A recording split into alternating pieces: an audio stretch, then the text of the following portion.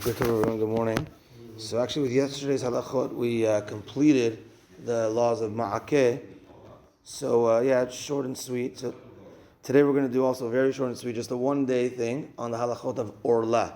So what's the halachot of Orla? So if a person plants a tree, it's a mitzvah from the Torah, so just like we know the Brit Milah is called an Orla, the part that we cut off is called the Orla, it's the foreskin.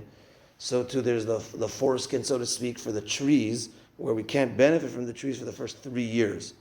And then the Torah says there's another foreskin, a third one, which is on the heart, and we have to remove that so that the Torah penetrates our heart, just like we remove the physical foreskin of the Brit Milah, the physical foreskin of the tree, so to speak, not to benefit from it. That's why also there's a minhag mainly among the Ashkenazim to cut the hair at age 3, like the trees of Orla, that now they're able to spiritually benefit, and we can benefit from them, and the Orla Talev. So the physical Orla of the tree is a mitzvah from the Torah, and there's a debate if it's also connected to Chutz La'aretz or not.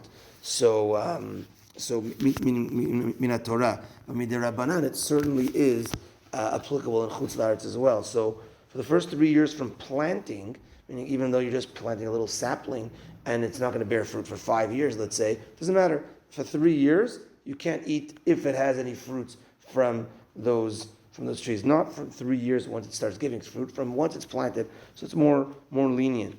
Now the 4th year is called Neta Revai, which also is asur until there's a process done to it. But I won't get into all those details. But the 4th year as well to be aware of. Now, it doesn't apply to vegetables, just for fruit trees. And again, usually, unless you're a farmer, maybe you have a tree in your backyard. I know that there's someone in our community that was asking me about this recently because he planted a fruit tree and he wanted to know, the different halachot about this. So, on a general thing, kind of for the first 4 years, you're not supposed to eat. But when you get a little bit more specific, if a person is, let's say, in advance of planting, he says, okay, Rabbi, what should I do is there any way to, is there a shorter version of this or something anyway? So basically there's a Sephardic tree? 1 year, yeah. So basically like this, if you plant the tree, it's interesting, 44 days before Rosh Hashanah. So basically, what's the number 44 about? Because the Gemara tells us 14 days from when the seed goes in the or when the roots go in, it takes 14 days to attach to the ground, and then 30 days is considered like a year. There's things that say that 30 days is like a year. So if you do it 44 days before Rosh Hashanah, that's considered like year 1. Just like if a person, let's say, is buried an hour before sunset, that's considered day 1 of the Shiva. Or Brit Milah, a person is born an hour before sunset, that's considered 1 day out of the 8 days. So too, 44 days before the year, it's considered like a year. So that's like year 1. And then you just wait 2 more full years after that. And then for the Neta Ravai in the 4th year, like I said, there is a process. You have to take off some of the fruits, do some tefillot, etc., and then and put it on a coin. There's a few things to do. So that number can be shortened. I think what's most... Can you sell it to a goy and then sell it back? That's a good question. Probably, but that's a good question. But the most, I think, applicable for us is, okay, fine, Rabbi, I understand these halachot. It's not so applicable to me. I don't have a farm. I don't this. But can I go to the store and buy some fruits? Meaning in Eretz Yisrael, where there's so many more halachot, truma, maaser, etc., the fruit stores have hechsherim on it.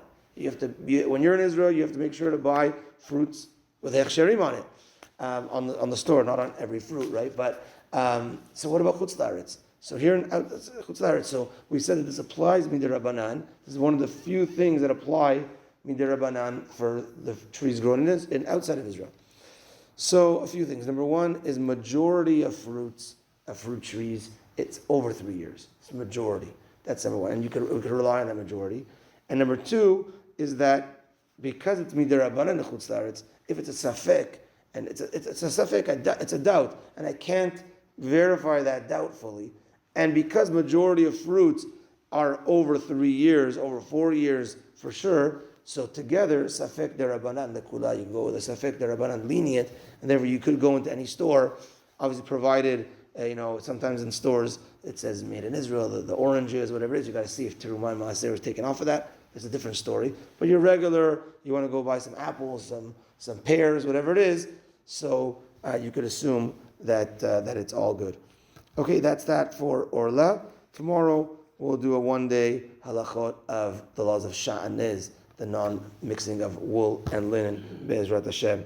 A few announcements. I understand that Mr. Azezer is going away today for a little bit, so we want to wish you a safe trip.